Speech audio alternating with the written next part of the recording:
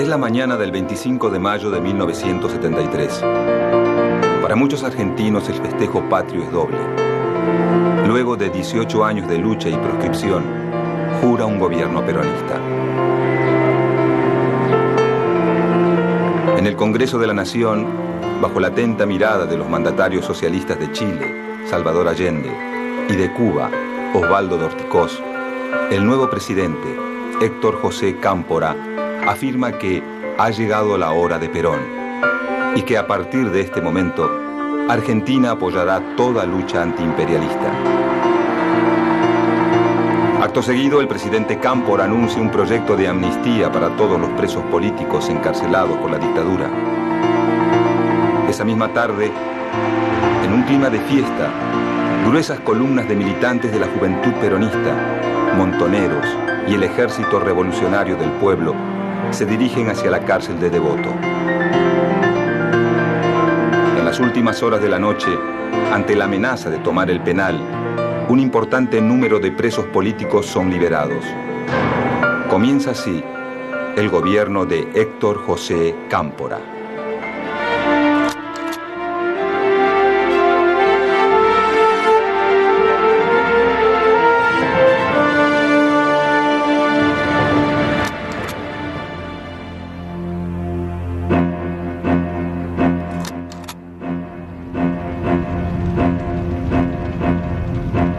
En los primeros días de 1970, el clima político en la República Argentina es de agitación e incertidumbre. Las grandes movilizaciones populares, iniciadas un año antes con el Cordobazo, dejan a la dictadura del general Juan Carlos Onganía en una situación de extrema debilidad.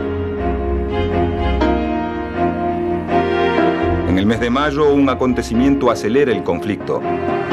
Un comando armado de la naciente organización Montoneros secuestra y posteriormente ejecuta al expresidente de facto Pedro Eugenio Aramburu.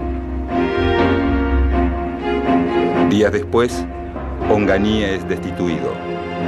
En su lugar, las Fuerzas Armadas designan presidente a Roberto Marcelo Levingston, un militar casi desconocido, representante del sector nacionalista del ejército. Detrás del nombramiento de Levingston está el general Alejandro Agustín Lanusse, verdadero hombre fuerte del gobierno militar.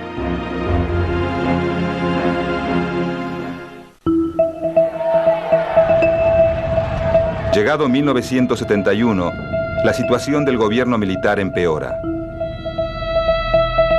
El creciente accionar de la guerrilla y un nuevo alzamiento popular en la provincia de Córdoba, conocido como el Viborazo, obliga al general Lanusse a tomar las riendas del poder.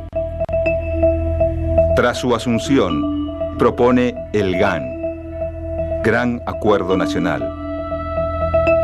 un pacto político entre los partidos que incluye un llamado a elecciones para 1973. Con el GAN, la pulseada entre Perón y Lanusse aumenta. Lanusse, que quiere evitar a toda costa el regreso de Perón al poder, busca instalarse a sí mismo como el gran candidato no peronista a la presidencia. Perón, desde su exilio en Madrid, sigue alentando las acciones de organizaciones armadas como la FAP y Montoneros, con el fin de desgastar aún más a Lanusse. Esa violencia, hermanos, los pueblos, no es violencia, es justicia. A fines de 1971, Perón nombra como su delegado personal a Héctor Cámpora, un hombre conocido por su absoluta lealtad al exmandatario. También crea el Frente Cívico de Liberación Nacional, Fresilina, denominación con la que el peronismo, en alianza con otros partidos, planea presentarse a elecciones. Para los primeros meses de 1972, la estrategia del GAN no prospera. Lanusse, convencido de que no logrará nada de Perón, crea una cláusula que le impide presentarse como candidato a la presidencia. A pesar de esta maniobra, el 17 de noviembre de 1972, tras 17 años de ausencia, Perón regresa de España y vuelve a pisar suelo argentino.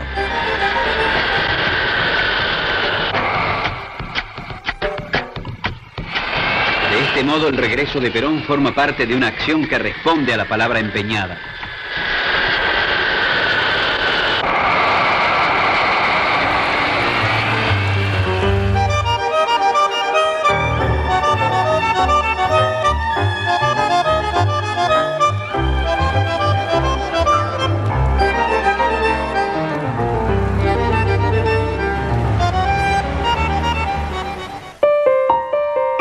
Durante el breve lapso de tiempo que permanece en el país, Perón no se encuentra con Lanusse.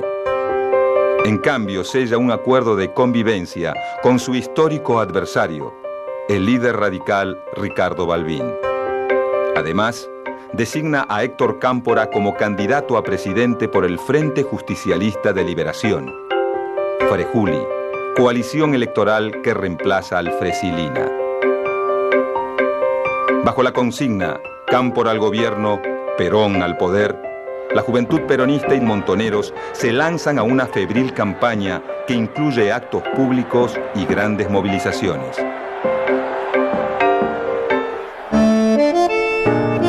El regreso de Perón genera un cúmulo de emociones y expectativas distintas en sus seguidores. Para los históricos, como sindicalistas y dirigentes de la primera hora, su retorno significa una vuelta al pasado glorioso, a las políticas redistributivas y al estado de bienestar. Para los más jóvenes, como la juventud peronista y montoneros, es la llegada al poder de un líder revolucionario que conducirá al país a la liberación nacional. Mientras que para la derecha del partido, Perón es el único con la autoridad suficiente como para acabar con lo que ellos llaman la infiltración marxista. Se refieren a la tendencia dominante en la juventud peronista y a montoneros, organizaciones que han crecido mucho dentro del movimiento. Entretanto, para la mayoría de los votantes no peronistas del Frejuli, Perón se ha convertido en un león herbívoro que tiende la mano a los radicales y busca la unidad nacional.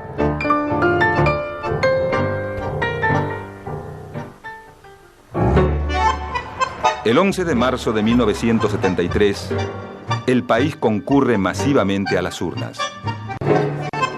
Al finalizar el escrutinio, la fórmula Héctor Cámpora, Vicente Solano Lima, se impone con más del 49% de los votos. Ante la contundencia de la victoria y pese a no llegar al 50% que marca la ley, los militares aceptan el triunfo del peronismo.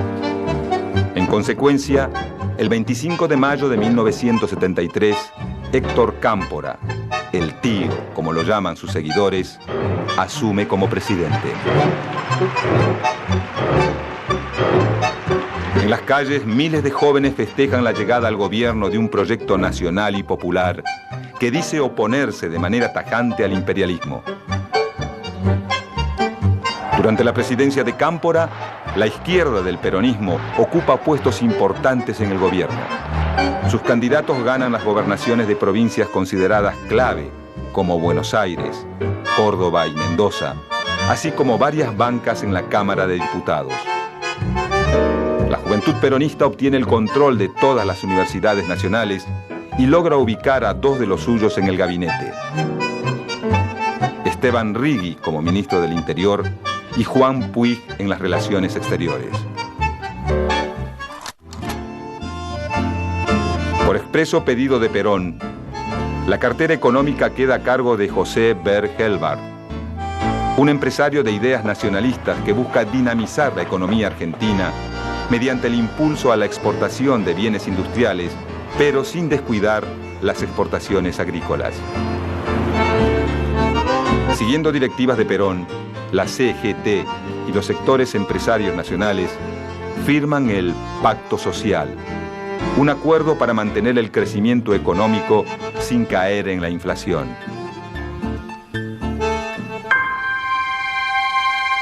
En poco tiempo, el plan económico de Helbart comienza a generar resquemores entre muchos terratenientes que ven al gobierno de Cámpora como un rotundo giro a la izquierda. Esta visión es compartida por la derecha del peronismo. Por el contrario, los sectores más combativos, que pensaban que con Perón se iniciaba la patria socialista, encuentran al nuevo gobierno demasiado moderado. El conflicto dentro del peronismo no tardará en explotar.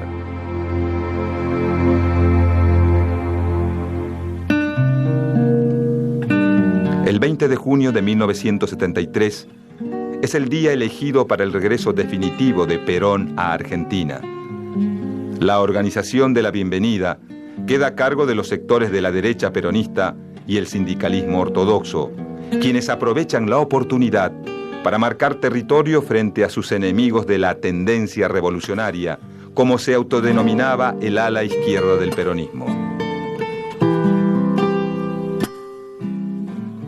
El día fijado para el retorno, mientras Perón sobrevuela el Atlántico, en el aeropuerto de Ezeiza más de 1000 custodios provenientes de los servicios de inteligencia, las distintas agrupaciones gremiales y la juventud sindical toman posiciones en el palco de honor.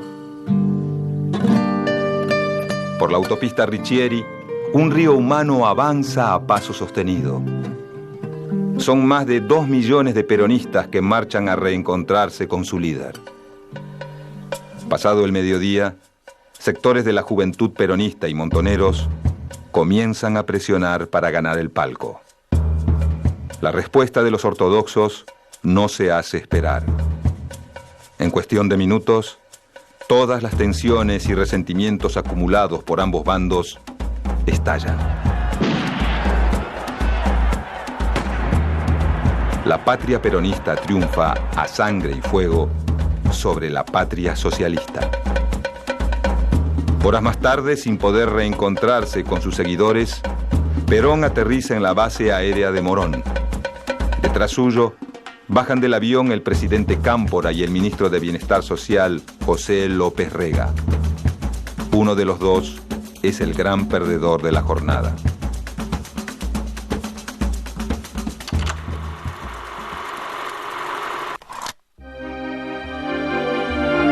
A 24 horas de la masacre de Ezeiza, el enfrentamiento entre el peronismo revolucionario y el sector ortodoxo ya no tiene vuelta atrás. 3 semanas más tarde, tras 49 días en el ejercicio de la presidencia, Héctor Cámpora renuncia. El poder ejecutivo queda en manos de Raúl Lastiri, presidente de la Cámara de Diputados y yerno del ministro López Rega. Lastiri llama a elecciones nacionales. A esta altura, nadie duda que el próximo presidente será Juan Domingo Perón. El viejo líder, tratando de aplacar las disputas dentro del movimiento, nombra como compañera de fórmula a su esposa, María Estela Martínez Cartas, más conocida como Isabelita. Finalmente, el 23 de septiembre de 1973, la fórmula Perón-Perón triunfa en las elecciones con el 62% de los votos.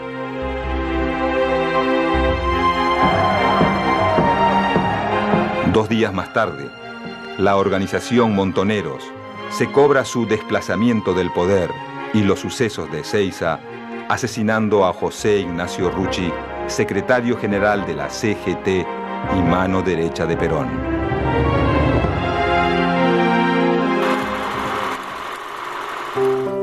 El 12 de octubre de 1973, Juan Domingo Perón se coloca por tercera vez la banda presidencial. Los sectores ortodoxos del movimiento aprovechan la victoria para encaramarse aún más en el poder y desplazar definitivamente a la izquierda del partido. López Rega acapara el gabinete de ministros, designando en puestos importantes a varios de sus colaboradores. Desde el Congreso, los legisladores ortodoxos impulsan una nueva ley sindical que deja fuera del juego a los gremios clasistas. Al mismo tiempo se modifica el Código Penal, autorizando a reprimir las huelgas de los sindicatos opositores y las actividades de los grupos considerados subversivos. Como efecto de estas reformas, gobernadores, intendentes y legisladores cercanos a la juventud peronista y montoneros renuncian masivamente y muchos otros son obligados a hacerlo. Muy bien, señores. El que esté con esos intereses se saca la camiseta peronista y se va. Nosotros, por perder un voto, no vamos a ponernos tristes. Pero aquí... Sus puestos son ocupados por dirigentes afines a los grupos sindicales y a López Rega. Al comenzar 1974, el diálogo de Perón con la juventud es inexistente. La juventud peronista y montoneros atribuyen el silencio del viejo líder a un cerco tendido por Isabel y López Rega que impediría al presidente ver la realidad. Para esta época, el ministro López Rega crea la Alianza Anticomunista Argentina, AAA, órgano de represión ilegal dedicado a la persecución, el secuestro y la eliminación de la militancia de izquierda, tanto la peronista como la que no lo es. Su principal base de operaciones funciona en el mismo edificio del Ministerio de Bienestar Social, cuyos sótanos son acondicionados como arsenal de armas y sala de torturas. En su raid represivo, las bandas armadas de la AAA se cobran más de 400 vidas, entre las que se encuentran las del padre Carlos Mujica, popular sacerdote tercermundista vinculado a la juventud peronista. Rodolfo Ortega Peña, abogado y diputado por la izquierda peronista. Y Silvio Frondizi, intelectual marxista y hermano del expresidente argentino.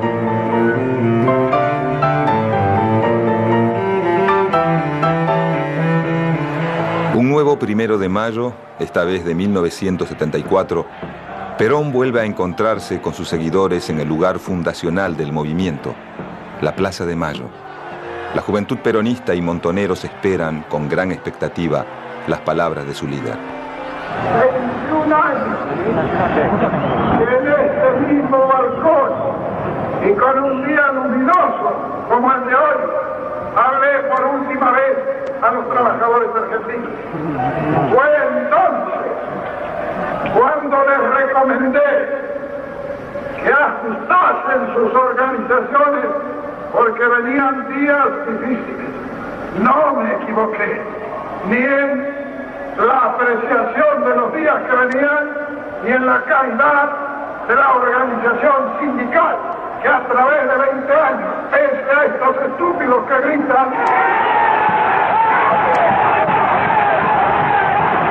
El insulto de Perón tiene un efecto sorpresivo sobre sus destinatarios, quienes no paran de entonar provocativas estrofas en contra de sus adversarios. Lentamente, el clima de la plaza se va caldeando.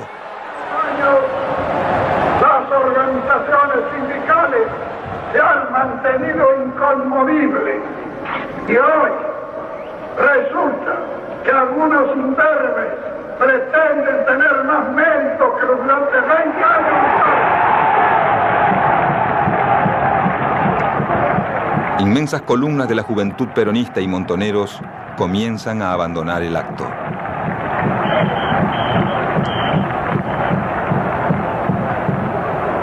La relación entre Perón y los sectores revolucionarios se quiebra.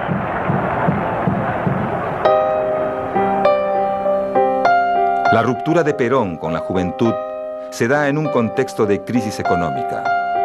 Si bien el pacto social había conseguido frenar la inflación, una nueva crisis mundial pone a la economía argentina al borde del abismo. Pero la crisis económica no es la peor noticia de 1974. El 1 de julio, a los 78 años de edad, Perón muere. Ante la desaparición del viejo líder, el peronismo y el país olvidan por unos pocos días sus diferencias. Militantes revolucionarios y dirigentes ortodoxos hacen fila frente al Congreso para verlo por última vez.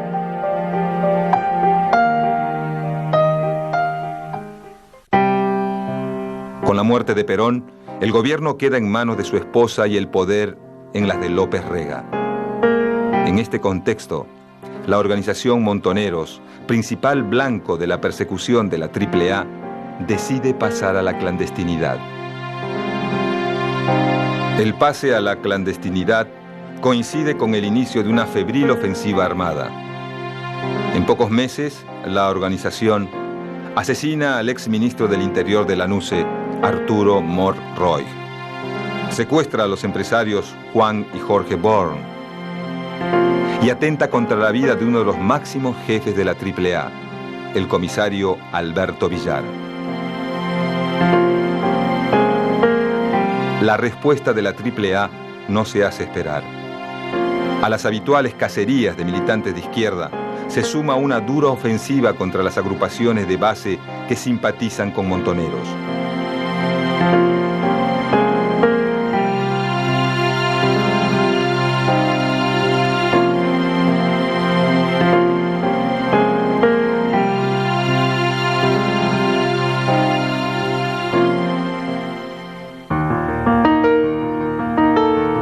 Con la llegada de 1975, la ambición de poder de José López Rega no conoce ningún límite y su influencia sobre Isabel Perón es absoluta. El brujo, como lo llaman sus detractores y también sus seguidores por sus permanentes referencias a las ciencias ocultas, comienza a usar el aparato represivo de la AAA para intimidar a algunos dirigentes de la CGT, con el fin de adueñarse de los cuantiosos fondos de sus obras sociales. Los turbios intereses del ministro pronto deterioran la relación entre el gobierno y la CGT. La relación se termina por romper cuando los líderes de la Central Obrera no son invitados al acto de repatriación de los restos de Eva Perón. Sin el apoyo de la CGT, el gobierno de Isabel Perón tiene muy pocas chances de sobrevivir. Como maniobra de salvataje, la presidenta busca el auxilio de las Fuerzas Armadas y del sector empresario. Como consecuencia de esta alianza, en febrero de 1975, de manera secreta, el Poder Ejecutivo firma un decreto en el que autoriza al ejército a aniquilar el accionar de la subversión. Acto seguido, en la provincia de Tucumán, se monta el operativo Independencia, cuyo objetivo era acabar con los campamentos guerrilleros que el Ejército Revolucionario del Pueblo había instalado en las zonas rurales de la provincia. Durante este operativo, los militares argentinos ensayan por primera vez el sistema de centros clandestinos de detención y el uso de la tortura sobre los detenidos para obtener información, una modalidad que tendrá su apogeo en los años posteriores.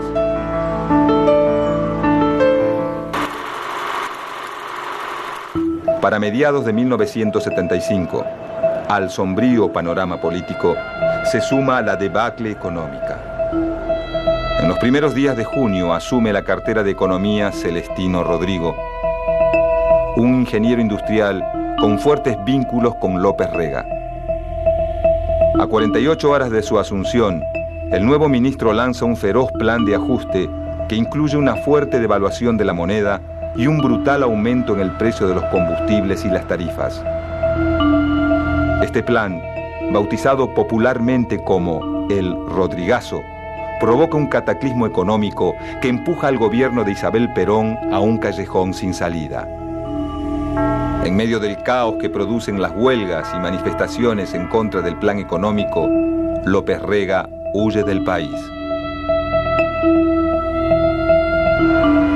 Con la inflación desbocada y la violencia de las organizaciones armadas revolucionarias sumida en una espiral creciente, Isabel Perón, alegando problemas de salud, decide tomarse unos días de licencia y deja el Poder Ejecutivo en manos del presidente del Senado, el doctor Ítalo Luder.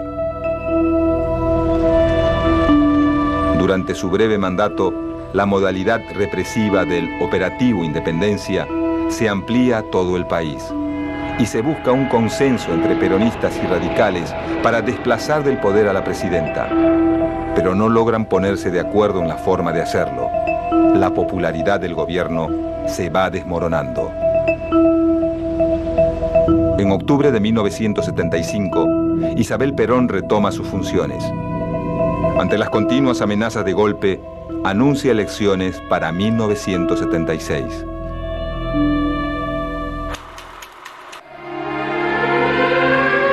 Las vísperas de 1976 presagian un año oscuro.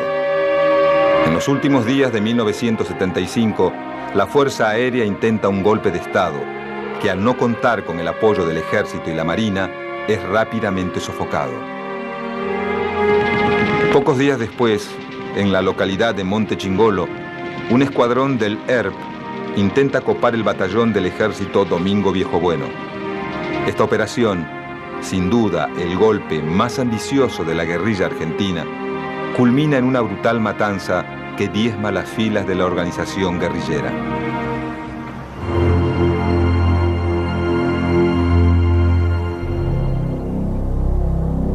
Llegado enero de 1976, la suerte de Isabel Perón está echada. Muchos sindicalistas, políticos y líderes guerrilleros, por distintas razones, apuestan al golpe. El 24 de marzo de 1976, Isabel Perón es detenida y puesta a disposición del Poder Ejecutivo de la Nación. Una nueva dictadura militar ha comenzado. Comunicado número 1 de la Junta Militar. Se comunica a la población que a partir de la fecha el país se encuentra bajo el control operacional de la Junta Militar.